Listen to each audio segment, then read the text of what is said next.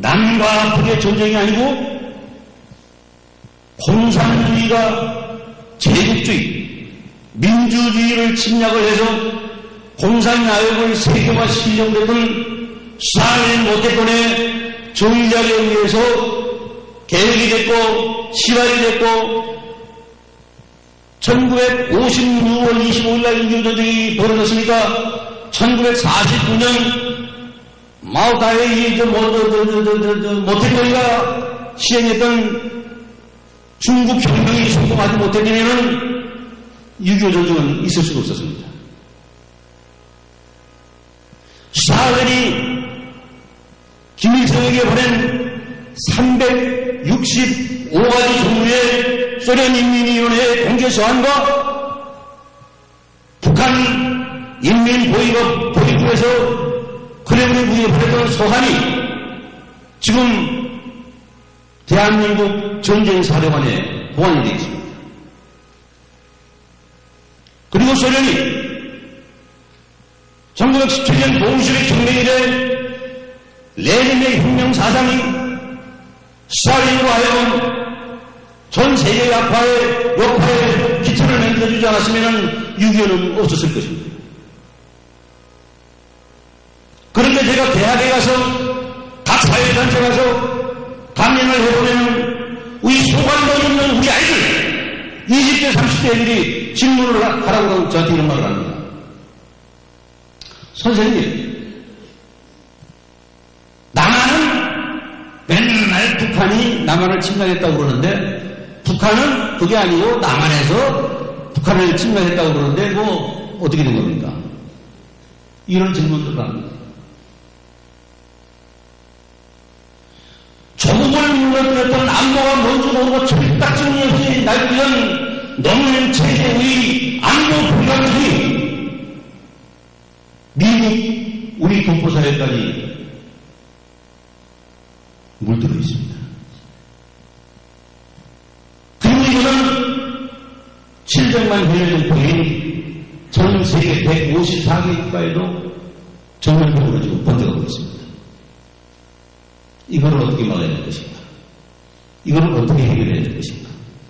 하는 그 대책과 정책이 우리들의 생각이고 우리들의 안보다는 것입니다.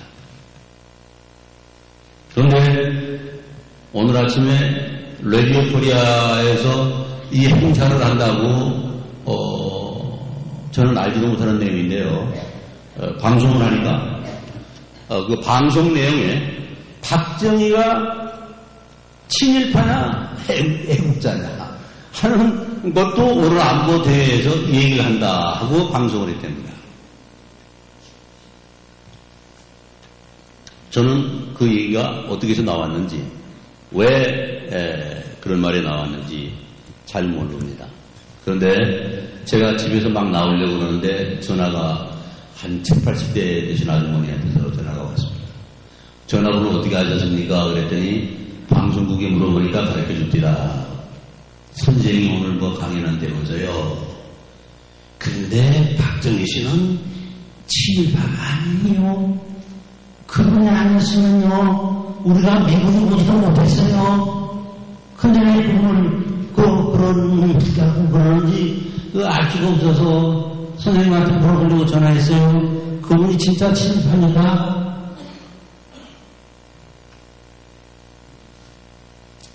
깜짝 놀랐습니다.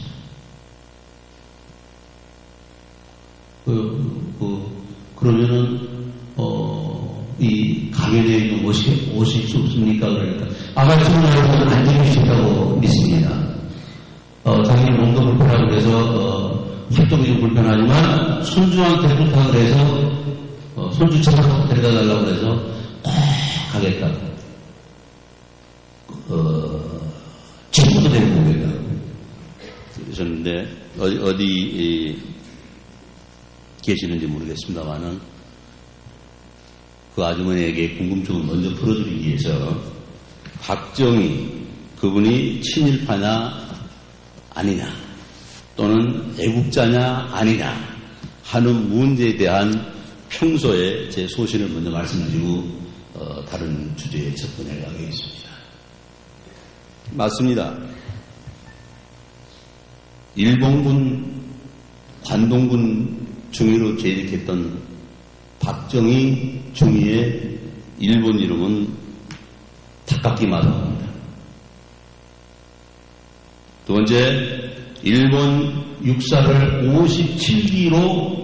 57기에 수석으로 졸업하고 일본군 장교로 임관을 했는데 그때는 오카모토 미노 이름을 이렇게 바꿨습니다. 이걸 보고 진일파라고 그런다면은 그 사람은 정신병자없이요. 그 진일파가 진짜 진일파라면 저도 진일파고 여러분 전부가 진일파입니다. 왜냐?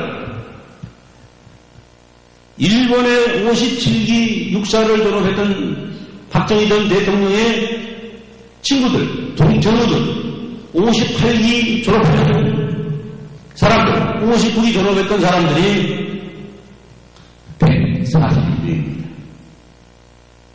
그 140명 중에서 50명이 대한민국 육군참모총장, 공군참모총장, 해군 참모총장을 지내면서 대한민국 군의 우위자식을 발휘하는 춘추에서 있었습니다. 그런 그분들도 전부 진입하고 그 참모총장 밑에서 군대 생활을 하셨던 여러분들도 진입하고 박정희를 대통령으로 도박하면서 국가의 공직해주는 저도 진입하시고 이걸 친일파라고 한다면은 이건 정치적인 음모가 아니겠는가 하는 생각을 해봤습니다. 아버지는 아버지고 딸은 딸인데 딸의 어떤 정치적 미래 때문에 지금 오금을 박아놔야지 다음 자기 일을 못하도록 놔둘 수 있지 않을까? 이런 정치적인 음모가 있을 걸로 제가 예측을 하고 무척 걱정을 했습니다만은 다행인 것은 친일파로 떠올렸다가 민족문제연구소에서 그분의 명단을 삭제하고 종료를 시켰습니다. 근데 저는 오늘 여러분에게 말씀드리고 싶은 것은 5.16 혁명을 해서 돈을 빌려야지 나라를 발전시키겠고 국민 백성들의 길을 열어주겠는데 국가에는 돈이 없고 그래서 박정희 씨는 검정 안경을 둘러쓰고 미국에 와서 케네디 대통령, 그 당시 케네디 대통령을 면담 요청을 했었습니다. 군사독재 정권, 군사 쿠데타 정권이라고 해서 케네디가 끝까지 만나주질 않았습니다. 짐 보따리를 싸서 호텔에서 짐을 싸면서 박정희 대통령은 엉엉 소리내서 울었다고 같이 수행했던 제 동료의 얘기를 들었습니다. 그리고 돌아와서 서독의 르비케드 대통령에게 1억 4천만 마르크를 빌려서 그는 고속도로를 닫기 시작했습니다. 르비케드 대통령의 돈을 빌려갈 당시에 제가 같이 수행을 했기 때문에 그 현장을 똑똑히 봤습니다. 오늘 이 교회에 딱 이만한 규모의 580명의 소속 광부와 간호원들이 모였었습니다.